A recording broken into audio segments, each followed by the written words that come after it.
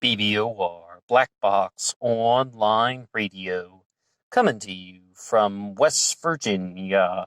And the first thing to say, as always, if you like this upload, you can hit the like button, and if you haven't subscribed yet, you're welcome to do so. But most importantly, at the end, please drop some comments below so we can continue the discussion. And this show now has an Instagram page, BlackBoxNed88. One more time, BlackBoxNed88.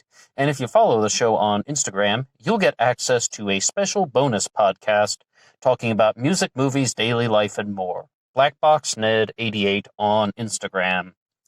And yes, indeed, I am from West Virginia, and when I was growing up, some people in my part of the state would talk to me about this group called the Moonies. Very particularly, they would say that outside of town, if you go into the mountains, you will find this place that has all walled off, and you're going to hear drum beating at midnight on certain days of the year, certain nights of the year, to be specific.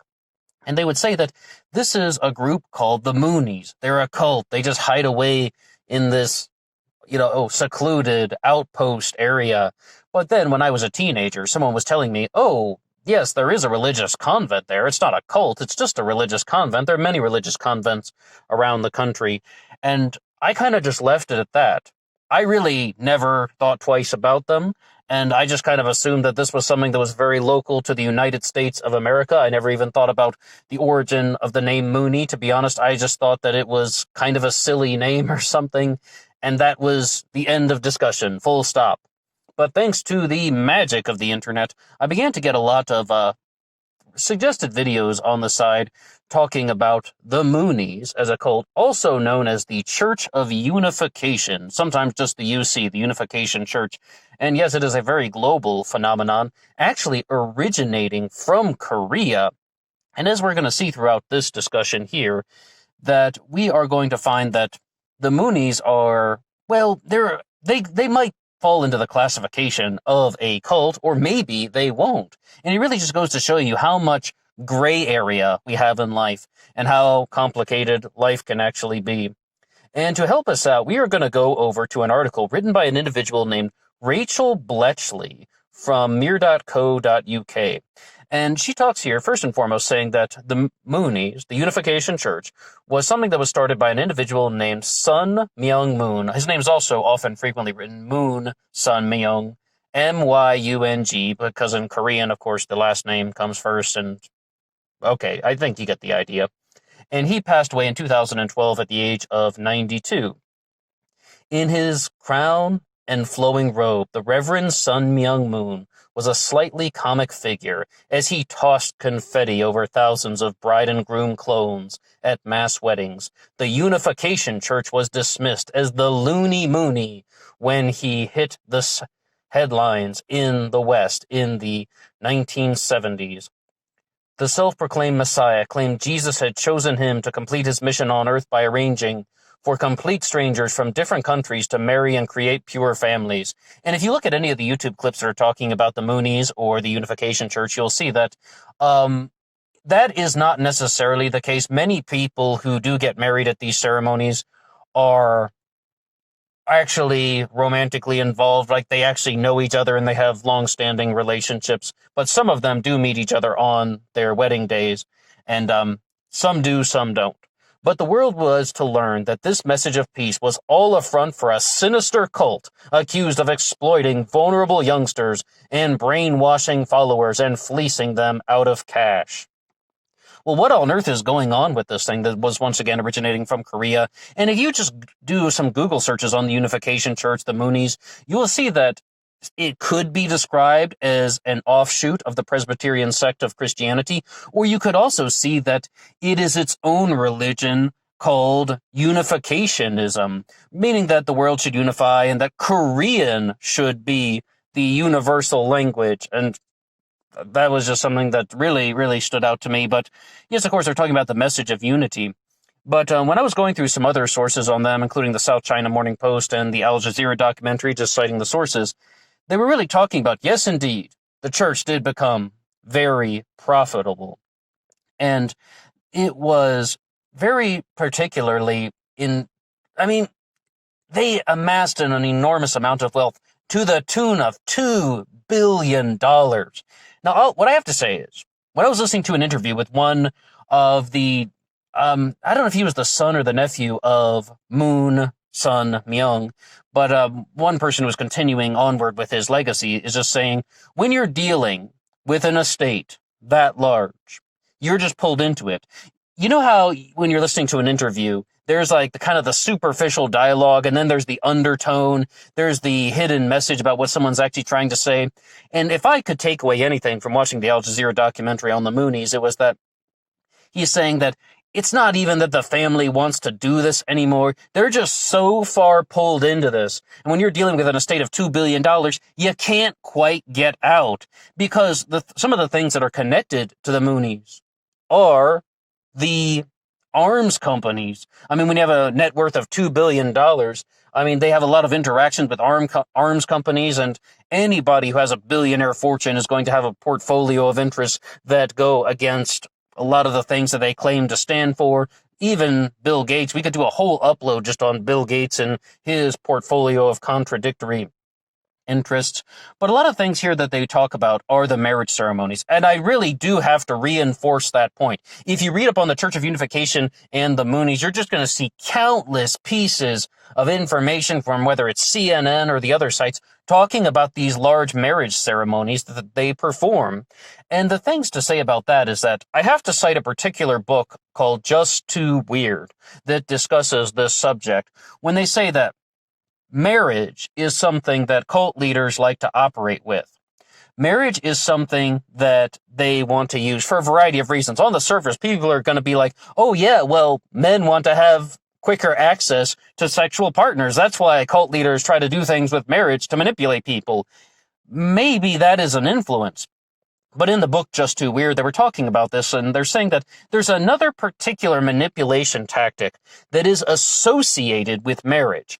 And that is the fact of when this abnormal, unconventional, out-of-the-ordinary cult is conducting the marriage ceremonies, that differentiates the person's lifestyle from the rest of the world. Now they have some type of interaction with this quote-unquote cult-like organization, and it makes people from the who are not affiliated with that program kind of a little bit turned off, and they start to look at them a little bit differently, and it creates a division in between the conventional world and the unconventional world. In short, the general public will kind of want to take a step back from them, and the cult leader will want to take a step toward them.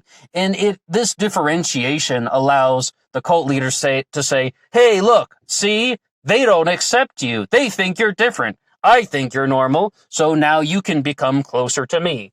And that was once again in the book Just Too Weird, that's talking about how religious ceremonies associated with marriage can be used as a manipulation tactic to show people that different types of marriages might not be accepted by everyone, but the cult leader saying, hey, I accept you, therefore you can be with me, and I will give you love. Love is one of the biggest things that cult leaders like to do, because the way that one works is it's just trying to say that they're discrediting the ways of the past, they're producing a new way, and they're telling you that there is something in your life that you are missing, and the only way to get it is to follow their teachings. And very heavily, that is tied to love, very specifically human love, because they want to say that, hey, the rest of the world does not love you, only I love you. And there's a little bit of that going on with the Moonies here. I do have to confess that. But one of the things that I can say is you can find interviews with people who have been involved with this organization.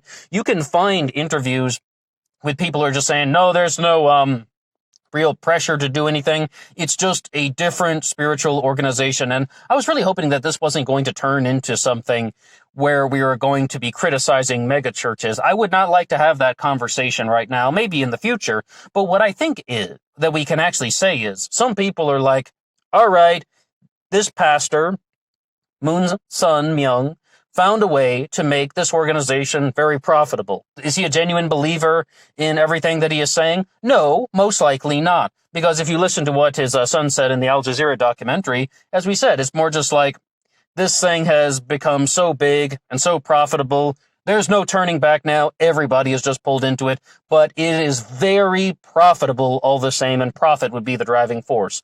Now, when we want to talk about the expansion of this organization, the Moonies, if you will, there's another individual named Hyung Jin Moon, who is someone who took this organization in a different way. And the Moonies evolved in a variety of different directions. After the passing of Moon Sun Myung in 2012, his wife began taking over the organization and running all of that in Korea. But in the United States of America here, an organization called Rod of Iron Ministries formed. And what they do is, I kid thee not, like Vice has a couple of segments about them. They talk about how the Rod of Iron is the firearm, very specifically the AR-15, but I'm not really a firearms expert, but I could see that people were perhaps holding up other firearms that were not AR-15s. I mean, just, in my own simple observation, but they're just saying that this is something from the book of Revelations that is talking about the rod of iron, and very specifically that once again, the descendants of Reverend Moon from Korea is now in the United States of America promoting Rod of Iron Ministries, getting people to not only talk about how there's this biblical connection to the AR-15, biblical connection to firearms, but also it's very much about constitutional rights and the Second Amendment. I'm a West Virginian. I will tell you, pro-Second Amendment, absolutely. But do I need to join Rod of Iron Ministries? No, probably not. And the big point to say with that one is very simple. It's like people might be just trying to weigh out the political climate, and they might be trying to find out something that they can use to, once again, manipulate people for profit. It really does seem like profiteering is the biggest motivation for something like this. But, just to give a little bit of a background on Sun Myung Moon, also written Moon Sun Myung, and this is going back to the Daily Mirror article. A peasant's son, Sun Myung Moon, was born in 1920 in what is now North Korea, of course, prior to the Korean War and all that. And some of the things that I did hear about him in the documentaries is that he met with Kim Il-sung, he met with Mikhail Gorbachev, and he also had interactions with Ronald Reagan, I believe. When he was 16, he claims to have met Jesus on a hillside, and he was chosen as his successor. Even when you hear that stuff about the hillside, like, Kim Il-sung and Kim Jong-il even said some of those things, like, what was it about Kim Jong-il that he was born on the hillside over a double rainbow, or under a double rainbow, of course, excuse me, I got my prepositions twisted there. Later, he would claim to have also spoken with God, Buddha, and Moses. After Moon studied engineering in Tokyo, he was jailed by the communists in North Korea for his preaching. He escaped during the Korean War, returned home, and married his first wife. When she was pregnant, Moon left her to form a religion.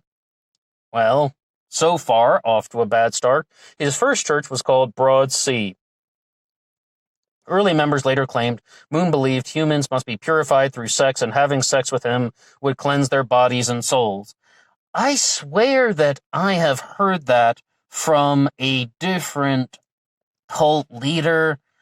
Maybe many of them do that. Money, sex, and power, though, that's why people commit crimes.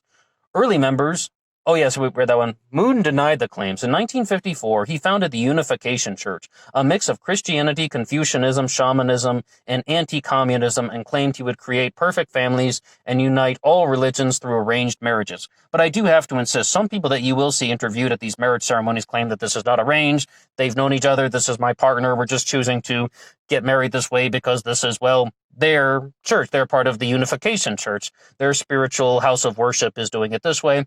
And all I can say, though, is about blending in these types of different religions together. Back in 2015, I used to read up a lot on the Korean religion Chundoism. I think I'm pronouncing it wrong because I learned after a long time that I was pronouncing it incorrectly. It's like Gyeondo-gyu, I think is the Korean name. And that was a religious movement back in the 1850s or the 1800s, to be somewhere around there. I'm a little rusty on that stuff.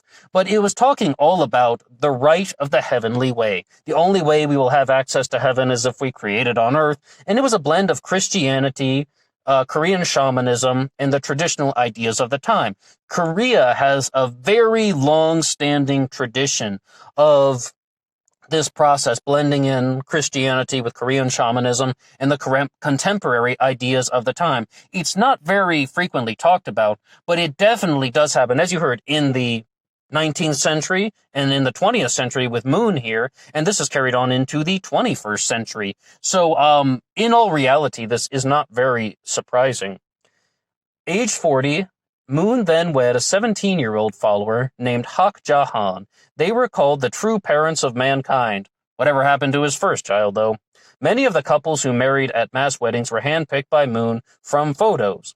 It led to some strange pairs, such as a 71-year-old African Catholic archbishop who wed a 43-year-old Korean acupuncturist. No, I don't think that's very strange from the man's point of view. Do I think that that's a good thing? Not for the woman, but am I surprised? No. Well, should you be?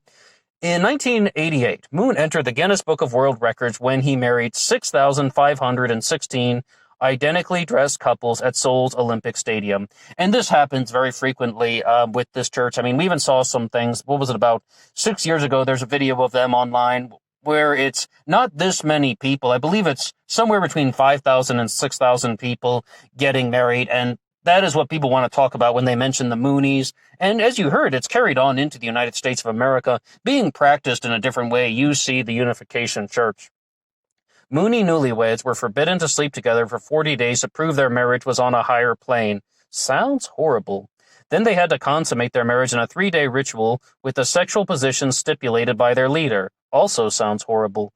Moon's teachings spread to the West and were proved popular with well-off youngsters. Once again, not surprised. Notice he says well-off youngsters, and I think there's a reason for that. They want to be like, the passion of Moon is not unification, it is money.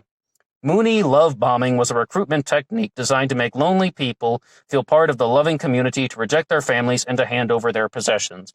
Time and time again, we see this. This is one tactic that is used by cult leaders: get people away from their families of origin. And they do it through that three-part step-by-step process that we mentioned, discrediting the ways of the past, producing a new way, and telling people that they are missing something from their lives and that they will get it by following the new way. So you see that it doesn't necessarily only have to be love. They can be promised riches, and they can also be promised intelligence, saying that if you don't follow our teachings, you're not intelligent. And you don't want people to think that you're like not smart or something. Only smart people believe what I believe. Very, very common manipulation tactic. It sparked outrage among parents. Some of them mounted lawsuits accusing Moon of brainwashing followers. And then there were reports of converts being kidnapped and deprogrammed by cult busters. Moon fought off the charges of brainwashing and in 1978 successfully appealed against a Home Office decision to refuse his application to extend a stay in Britain. Okay, and I think the thing goes on there, but I think you get the general idea. Once again, citing Rachel Bletchley for her 2012 article on the Moonies. Now, I'm fully aware that this organization might take a very big exception to being called a cult. Other people might view them as just a house of worship in its own legitimate right. Some people might even think that they are a genuine sect of Christianity that has just gone in a different direction. What I can say is, this is just a continuation of a larger process of blending in ways of the past with some ideas of the contemporary era, and also talking about some traditional practices, Korean shamanism that is, and it's just going to be happening in the 22nd century and the 23rd century. It's going to go on and on and on. And for us, no matter who you are, no matter what you believe, we should just be aware of how people operate and the mechanics of the way these things function. I would say probably the most fascinating question in the world is, what is somebody's true motivation for what they do? Like, why do they do what they do? And when you just look at the actions of somebody like Reverend Moon, Pastor Moon, Father Moon, did he really believe that? I don't think so. Especially once you see like how easy it was for him to obtain money, sex, and power, and that's just that looks like what's going on here. This was an opportunity to get money, sex, and power, and he learned how to manipulate people at an early age, and his influence extended well beyond the Korean peninsula. Understatement of the century. So I think that for us, we should just question people's motivations, try to find out, does this person genuinely believe what they claim to believe? I just think that it's the most fascinating and enthralling thing to explore. I would love to see your comments in the section below. And if you have anything to say at all, please just contribute. And if you like this upload, you can hit the like button. It really helps out the channel. And I will see you on Instagram for the bonus podcast. Until next time.